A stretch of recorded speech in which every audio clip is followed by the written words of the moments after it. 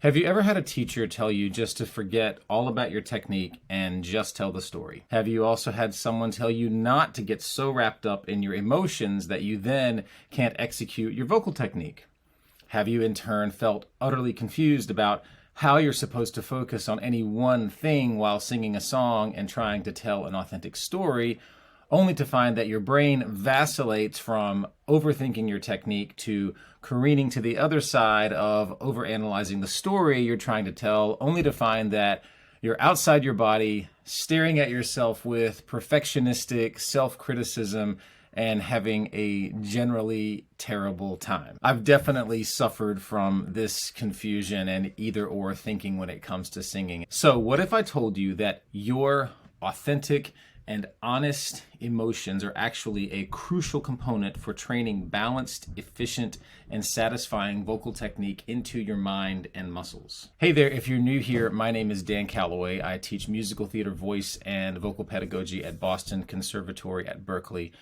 More than 25 years kicking around on equity stages and more than 15 years helping singers get to work on Broadway, national tours, regionally, and around the world. And I'm very glad you're here with me. I had one teacher emphatically tell me that you could not let your emotions get the upper hand in your singing. Otherwise, they would completely squeeze you down and inhibit any ability to make beautiful sound. Now, while this teacher was quite correct as far as your ability to sing amid the throes of an emotional breakdown, this admonition also encouraged a pretty mechanistic approach to singing that stripped a lot of my initial reasons to sing away from the picture. On the other hand, I've had coaches encourage me just to forget the technique altogether and focus on the story, as if just being immersed in an imaginary narrative was going to help me sing an A flat on an E vowel. For some people, this seems to be very effective. They're able to do what I hear people call getting out of their own way. I've never found my way around that or even known what that means to myself, but it just never was for me. I've always had to have a brain cell or three on my vocal technique. Otherwise, things could fall apart very quickly. Ironically, it was when I was able to understand the mechanics of the voice that I started to see how emotional energy caused the body and vocal tract to respond in certain ways. When I got this understanding, I could work in different directions, either from an emotion to technique direction or a more mechanical direction of making certain shapes and sounds that then elicited emotional realities. You're probably wondering how in the world something as fleeting and changeable as your emotional sensation can teach you vocal technique. You also may be wondering if it's possible to think about vocal technique and still stay invested in the story. And how can something as nebulous and hard to picture as emotions contribute to helping you structure your breath and muscle coordination and vocal technique in a straightforward and understandable way? I'm going to answer all those questions for you, and by the end of this video, you will have some terrific information that will not only make singing more straightforward and accessible for you, but there will also be some terrific emotional satisfaction that you can infuse in the way that you share your voice. So how in the world can emotions teach you how to sing? Well, I think if we go back to the very reason why we sing, you'll immediately see that our emotional life is at the center of that reason. Whenever I work with a new student, I always ask them, what are your reasons to sing? The vast majority of the time, people say that singing allows them to express their authentic feelings in a way that no other experience does. And it's cliche for a reason that when the emotions can't be conveyed through speech, we begin to sing. And that's really the whole purpose of musical theater. It is to heighten our communication into song language so that music partners with a lyric, and that highlights the internal life of the character in a way that speech alone often cannot capture. The other thing that I want you to be aware of is this wonderful, mysterious, technique-altering, miraculous phenomena. The emotional shape of your body actually sculpts the sound waves that leave your mouth and nose. And what I mean by that is this. Let's take one phrase. Let's use a question. Are you going to help me? Are you going to help me? Now, I'm going to be 3 different identities believing 3 different things, and I want you to notice how those 2 factors, identity and belief in a story, how those 2 factors influence the sound. First, I'm going to be an overwhelmed personal assistant who's been given too many envelopes to stuff and seal before the last mail pickup of the day, and a very efficient coworker jumps in to assist. Ready? Here I go. Are you going to help me? Now I'm a career criminal needing a boost from my accomplice through the warehouse window I just threw a cinder block through. Are you going to help me? And now I'm a world-famous painter who's suffering a creative block, and my apprentice tells me she's spotted a solution to the compositional conundrum I've run into on my latest oversized canvas. Are you going to help me? Same question, 3 different identities and 3 different beliefs about what's happening. You see that the very essence of who I think I am creates an internal shape in the physical body and therefore the vocal tract. I'm a smooth-talking lawyer who can talk anybody out of a criminal conviction no matter how many warehouse windows you've busted with a cinder block. I'm a cortisol-bathed chief operating officer who suffers from the curse of competence, and I've suddenly realized I'm doing 3 people's jobs and getting 1 salary. Do you need help with those envelopes? Or I'm a very talented painting apprentice who does much of the actual execution in the studio for a very famous artist who suffers from deep insecurity and spews us with narcissistic abuse. The actual orientation of your emotional and physical body sends very clear messages via the vibrating air molecules that leave you via your voice. This is why you feel a certain way when you listen to Whitney Houston or Tom Waits or Celine Dion. You can feel their identity and point of view vibrating through them. This is also why your body responds the way it does to hearing, "Oh, hey," or "Oh, hey," or "Oh, hey," in very specific and different ways. 3 very different ways of communicating 2 syllables. So all this evidence should point you to the reality that your singing voice will be infused with whatever identity you're embodying and whatever story you're believing. These 2 factors are critical in emotion generation, who you are and what you believe is happening. So a brand new server being trained at a very busy restaurant is going to have a different emotional response during the lunch rush than the seasoned pro with 15 years experience who's got customers requesting her section. So how do you begin to connect your emotional life to your singing technique in a helpful way? Well, you've already begun. By noticing the ways your emotional life affects your voice, you can then use this knowledge as a superpower. Just take a simple hum in a comfortable range and you can map these differences immediately. So go ahead and do these with me. We're going to just take a simple hum, comfortable range. Now, scenario 1, you taste delicious ice cream, your favorite flavor, on a perfectly warm summer day. Ready? Taste your ice cream. Good. So another scenario, you get a text from your friend who usually flakes on you telling you they can't meet you for volunteering because they developed sudden onset diarrhea. So you get the text. Yeah, different hum. Yeah. And then this happened to me one time. You see a seagull in a grocery store parking lot and you are hundreds of miles from any beach. So 3 different hums, yeah? You'll also notice that I'm not cueing you to hum in a sad way or make a curious sound. You can totally do that, but the thing about emotions is that they sneak up on you. This is the very reason why so many of us invest so much effort into shutting our emotional life down. It comes with so many inconvenient surprises that we would rather not have. I mean, I know that's been my experience. When I was a kid, I judged my dad very harshly for his anger. And my little kid brain decided, oh, I'm just not going to be angry. So I closed off contact to that part of me for many years.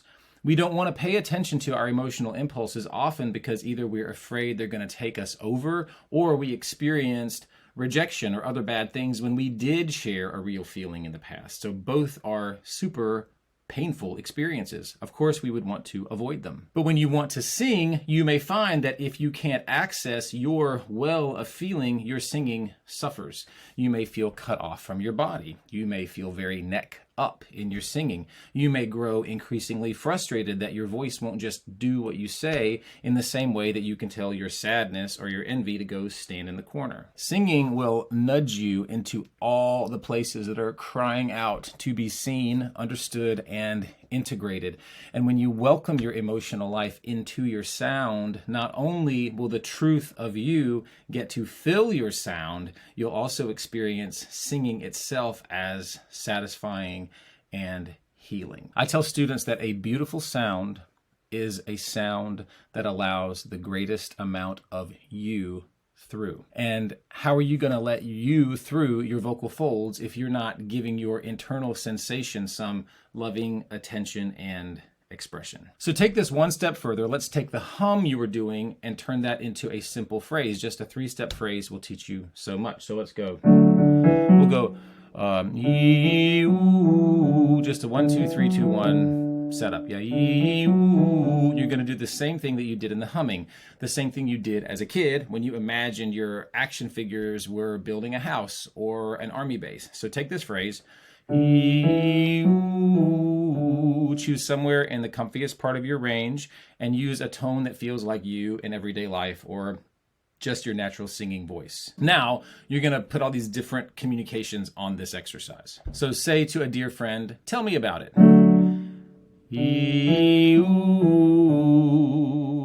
Now let's do, I don't know what to do.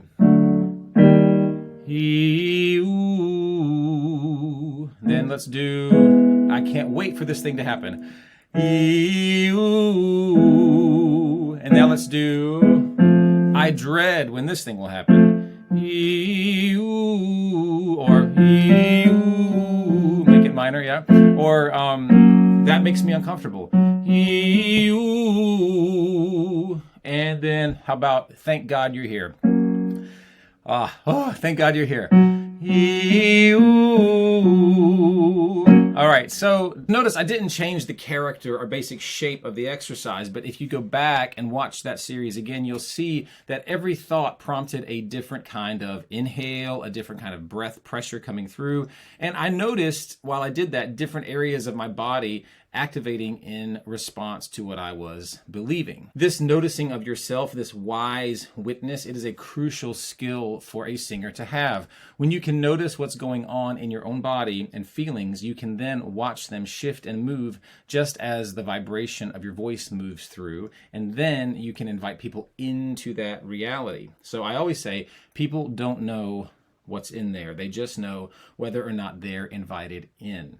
So just list to yourself some of your favorite singers, some of your favorite voices to listen to, and I will bet you a frozen yogurt that their voices welcome you into a place where you can have your own experience. Their voice gives expression to your inner life.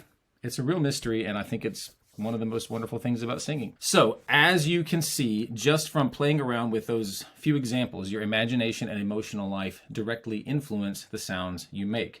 Studying singing is exactly that. You are directly influencing the sounds you make. So, why would you not want to pay close attention to how your emotional state affects your singing? This is where we're going to get into a very common admonition singers hear or assume is a good way to work that I think is actually counterproductive. Oftentimes you'll hear a singer say, I'm just going to focus on technique right now, and then I'll add the storytelling later.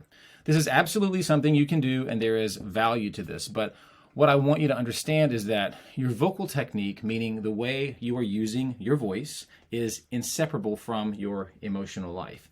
The feelings and impulses you are experiencing have a direct influence on every sound you make. So this is why it is of utmost importance that you make friends with your emotional life, because it will become your best friend when you are crafting any song that you're working on. All right, Dan, so make friends with my emotions. That's terrific advice. I've been trying to make friends with my emotions since I was 8 years old and started shutting them down. Great, let me just go over in the corner and process through all of my dissociated rage and egoic coping mechanisms. Problem solved. I could not understand this more, and that is why I am fixing to give you a lot of practical tools that you can use in order to beautifully weave your emotional life into, weaving my fingers, into your singing. So here's the process. I invite you to think about someone you really love. Go ahead and see their face in your mind's eye.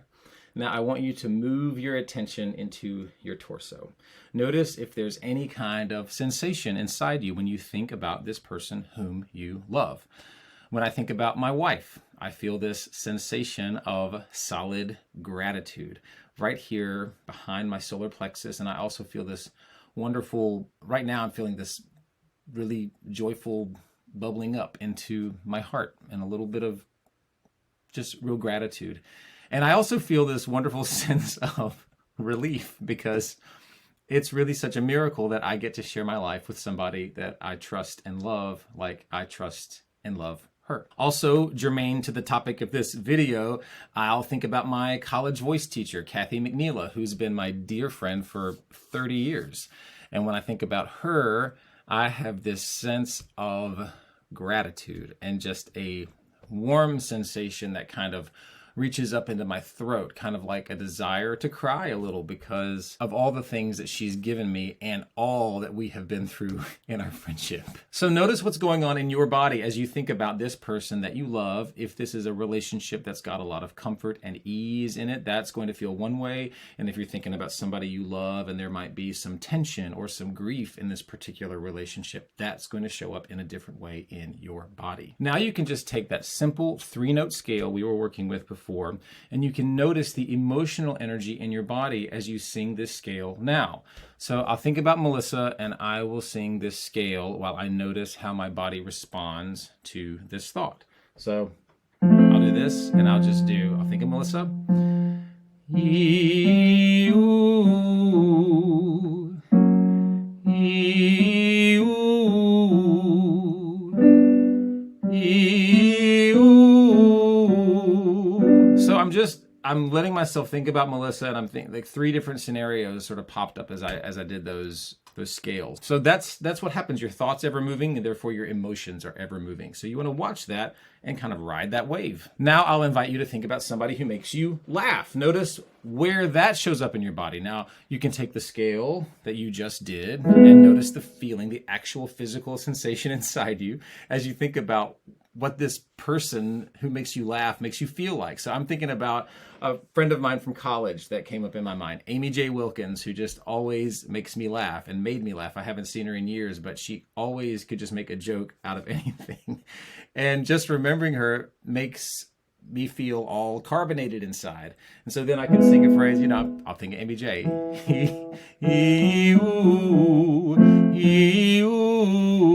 And you'll see how that affects the whole matrix. And so on. You can just go through your phone and think about different people who bring up different emotional charges for you, or maybe don't go through your phone, but just list people you want to think about and notice what happens to your voice when you pay attention to where that activates in your body. The more you practice this, the more you will become accustomed to witnessing the story energy in your body and then letting that affect your voice while inviting people in to share that story with you. The other thing that's terrific about this is that you don't have to get all brainy about it at all. You can think about a person, notice that you feel a sensation inside you, and you don't necessarily have to name it anything. If you ask your body, I think you'll notice that down in your torso, there is a certain level of knowing about what you're feeling.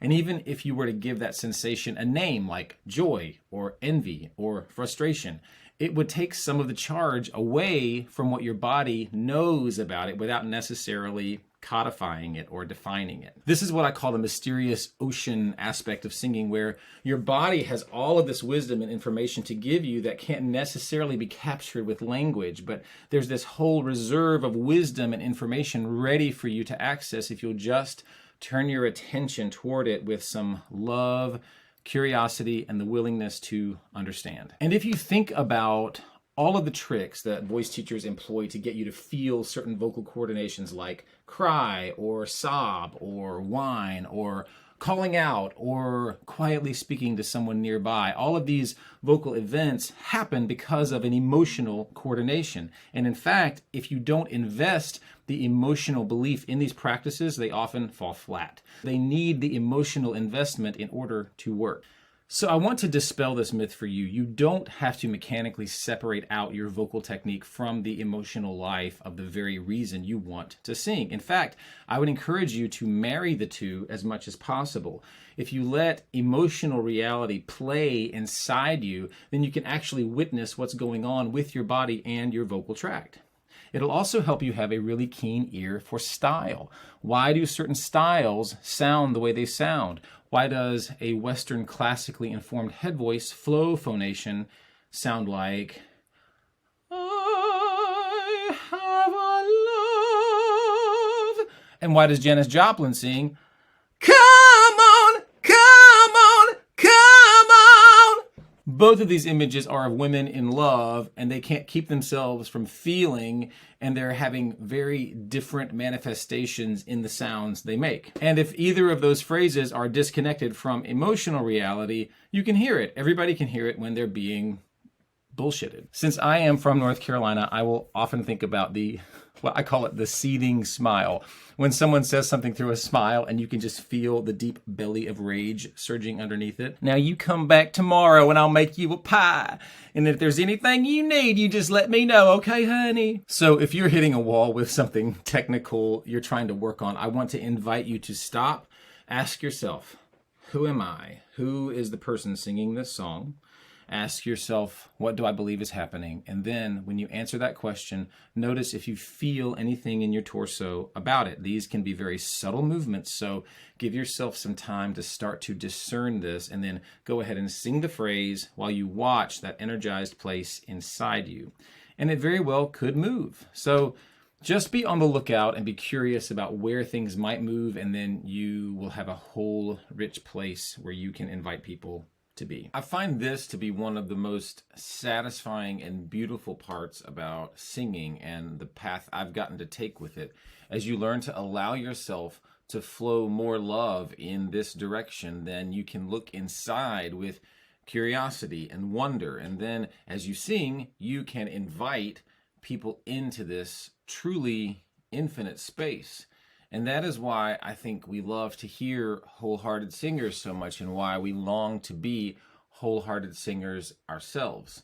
So the experience heals you as a singer, and it also welcomes other people to hear you and heal at the same time. I also have to tell you that my connection to this way of working was very inspired and solidified by one of the MFA grads from the conservatory, Evan Reese, who is a first-class musical director and teacher in New York. He wrote his thesis on this very topic and came up with a beautiful image of technical and emotional coordination operating as a double helix, an interdependent dance of the two that informed each other. So I'll put Evan's information in the description so you can look him up.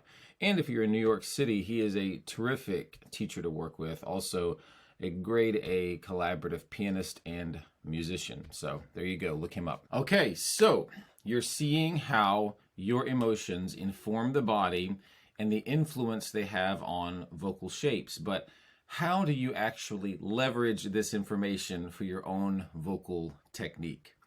Now that you're noticing the different sensations you're experiencing in your body, now you can take your attention higher into your larynx and vocal tract and see what effects emotions have here. In the last video I uploaded about the location of your larynx, or as some people in North Carolina say, larynx, I related a laryngeal position to 3 characters from the movie Inside Out. Joy spoke with a kind of medium laryngeal position. Sadness's larynx was low, and disgust's lived a lot higher. So you got joy, sadness, disgust.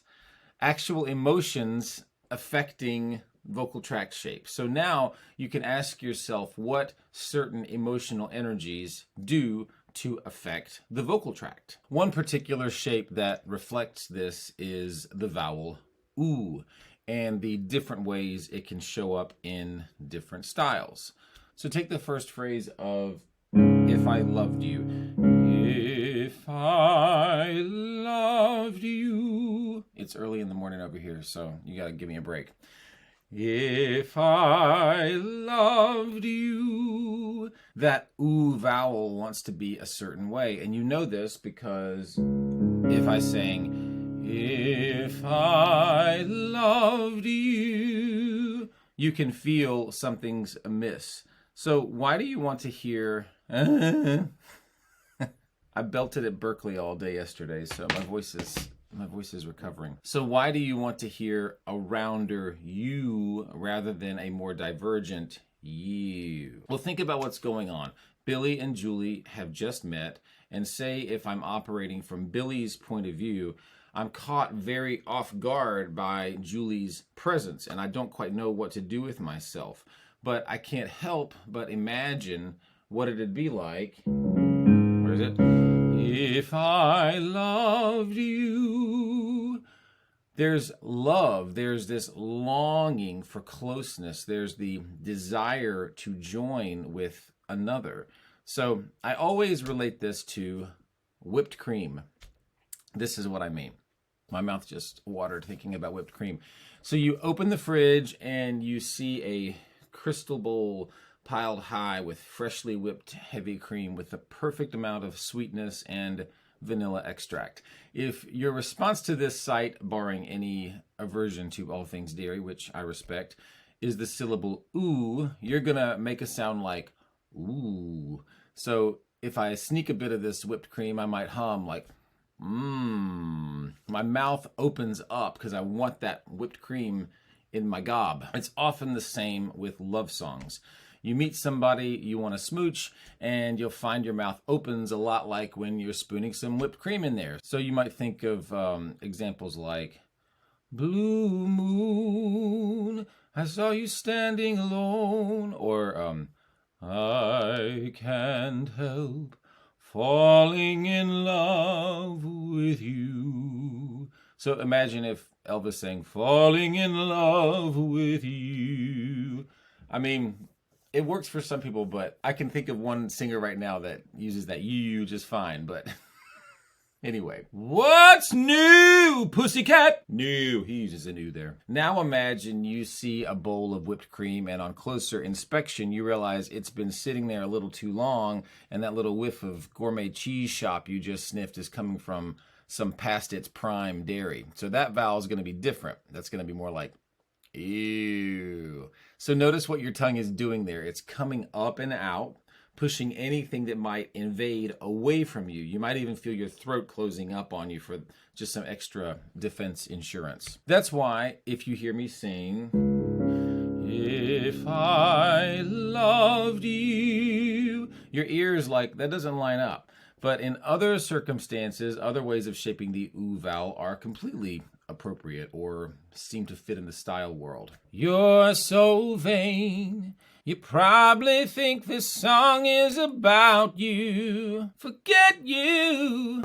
Now, of course, there are always exceptions to this rule. I'll put rule in air quotes because of stylistic reasons. You gotta have vowel modification to keep certain things in mode 1 edge. Like if you listen to Heart sing Alone, you'll hear them, how do I get you alone? Or Journey, was it Separate Ways? Losing ground, I'm reaching for you. But even on these vowel modifications, when you listen to the original artists, you can feel the open emotional connection to these words. And that also takes me to another way that emotion teaches you about technique. What's the emotional impulse on these songs?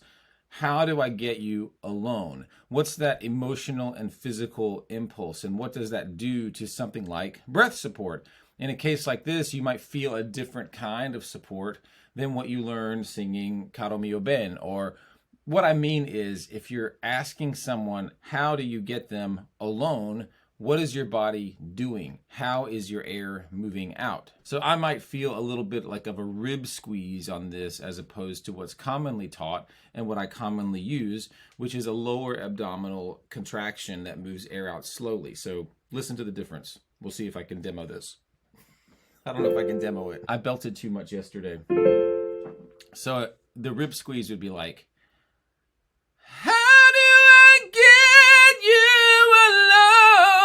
oh, made it through. All right. Or, and then if I do belly button, All right. And belly button will be like, how do I get... No, I don't know if that's fair. How do I get you alone? I don't know if you can feel a difference in that. I could feel a difference. I don't know if the sound's that different. How? There's a little difference in the air pressure, but I don't know if that's that big a difference. Both can work, but I sense an energetic difference in the two. For me, I would go toward the rib squeeze because, yeah. You see how the emotional impulse influences how your body is going to take in the air and then move it out. So that's also known as vocal technique, how you're going to take your air in, how you're going to move your air out. All right, so let's take something like your soft palate. One aspect of soft palate location has to do with status.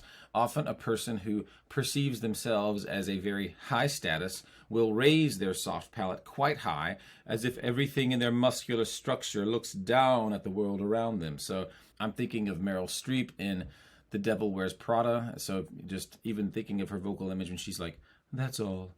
You know, that palate's really high. Or I'm thinking of Ian McKellen as Gandalf in The Lord of the Rings. So, you know, fool of a took. You know, it's very... Is it safe, Frodo? You know, his palate rides very high. So it's two characters who are aware of their power and responsibility and wield it in different ways. On the other hand, someone who perceives their status as lower, like in need of rescue or in a state of collapse, will often drop their soft palate. So, oh, I'm sorry. I didn't mean to get in your way. My palate and my body are dropping to show you deference. You feel that? Or if I'm waiting for someone to come and do something already, maybe I perceive that there's nothing I can do and everything in life just happens to me, and I kind of hate all these lucky people I see everywhere. And then there's like the completely devoid of personal power posture where most muscular structures have completely let go in utter collapse. So that's that's what whining is too. The palate really falls down and you can feel someone's like really collapsing. Yeah. So I think we can energetically sense that. We're like, get up, you know? So I think that's why we respond to sounds like that in that way. And again, these coordinations depend on identity and story. If Gandalf encounters a fire demon, he'll stand and say, "You shall not pass!" While someone like Gollum would say, run! Status? What status, precious? So if you start to see the shape of your voice through this framework, your vocal technique will take on a whole new level of clarity and fun. You'll be an investigator of psychology and empathetically investigate what makes a certain soul tick, and then embody that with all kinds of expertise and play. And all these elements I just talked about, you can apply these adjustments to the same simple 3-note scale or any phrase of music you like and note the difference. Till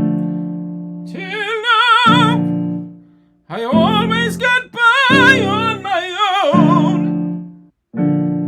I never really cared until I met you, and now it chills me to the bone.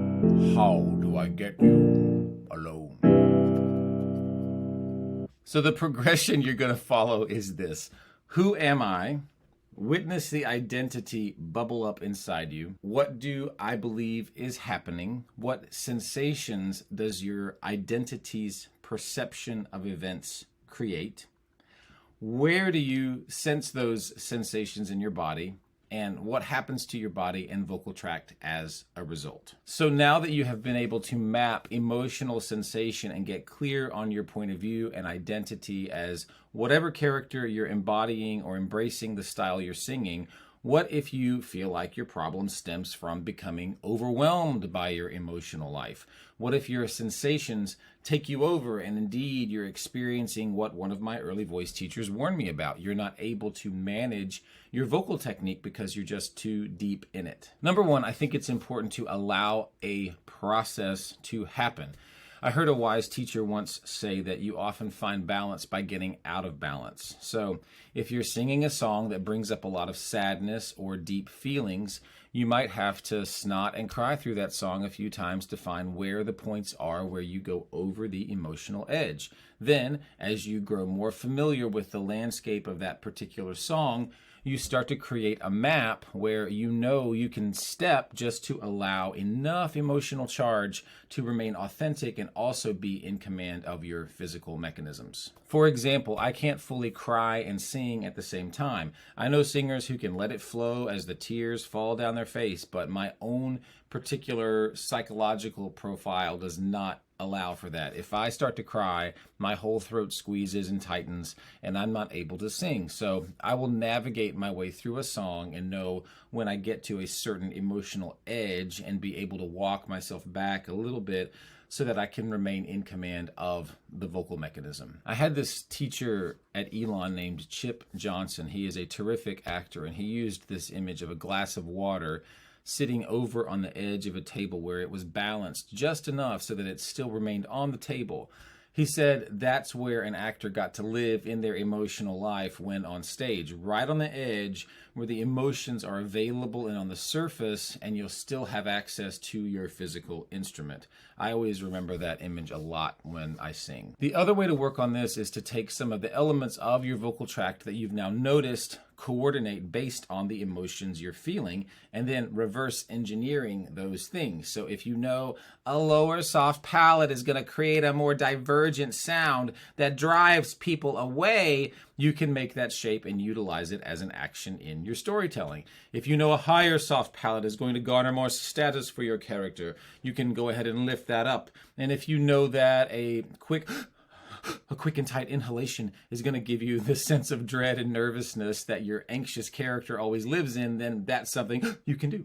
Yeah? You hear actors always talking about, do you work inside out or outside in? And the answer for me is yes. All the directions of working are effective and have something to teach all the other directions. So I encourage you to try them all out and see what is most effective for you.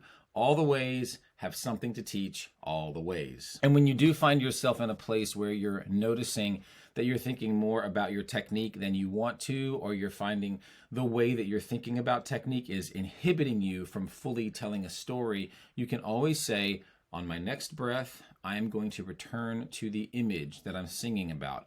I'm going to return to noticing a sensation in my body. I'm going to return to letting a surprise thought occur to me as I sing this next phrase. And if you find you're getting more swept up in the story and emotion than you feel like is manageable for you, you can do a similar thing. On my next breath, I'm going to notice how my belly softens. As air enters my body, I'm going to maneuver my vocal tract in a certain way in order to achieve a certain sound outcome that will help my character achieve the objective. So now you've got a clear grasp on how your emotional life can instruct you specifically how to sing and how to bring the fullness of you to any song you craft. You've got a clear framework for how to notice your emotional sensation and to look toward yourself with compassion and curiosity, so that you can then notice that as you sing and also invite other people into that space while you share music. And you've got a deeper sense of how you can give helpful attention to your vocal technique and let your mind be aware of what's going on like a helpful coach rather than a critical saboteur. And you've also created a connection between how your emotional life creates a body and vocal tract shape, and how your vocal tract shape can also create emotional triggers. They go both ways. And you've also become aware of how something as changeable and nebulous as your emotional life can become a concrete tool that helps you navigate clear storytelling and sure-footed vocal technique. And I say this a lot because it's just very true. Singing just happens to be the modality in my life that has led to a tremendous amount of emotional healing and integration for me. If you don't take anything else away from this video, I want you to start asking yourself this question. How can singing feel healing for me? How can I make singing feel good? How can this vibration moving through me feel therapeutic? And then listen to your body. Your body will provide incredible answers for you. And I think you'll be surprised at the wisdom it has to offer you when you just turn toward it and pay some loving attention to it. We get so caught up in a result that we want to create, so we grab on and we work really hard, and then we literally cannot hear our body's gentle and clear directives that would help us so much. So give that some attention. If any of this sparked questions for you, please share those in the comments. I love clarifying things for you and helping you out with any questions you may have. And if this resonated with you and you found it helpful, hop down in the description and grab the link to the free video series I made for you.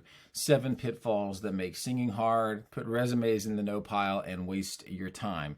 It is a list of mistakes that I wish someone had told me about when I was in my 20s, that I learned about the hard way. And you'll also be on my mailing list, so you'll be an official member of the Cala crew. And every week I'm sharing my experience and strength and hope with you, and weaving some kind of singing lesson into it that will help you have more joy in your singing and more freedom in your life.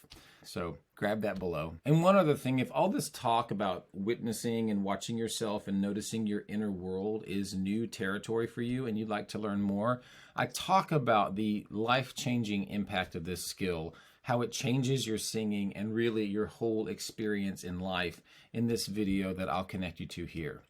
And most of all, please remember that there is only one you, and somebody needs to hear the story that only you can sing. Love much. Now go sing.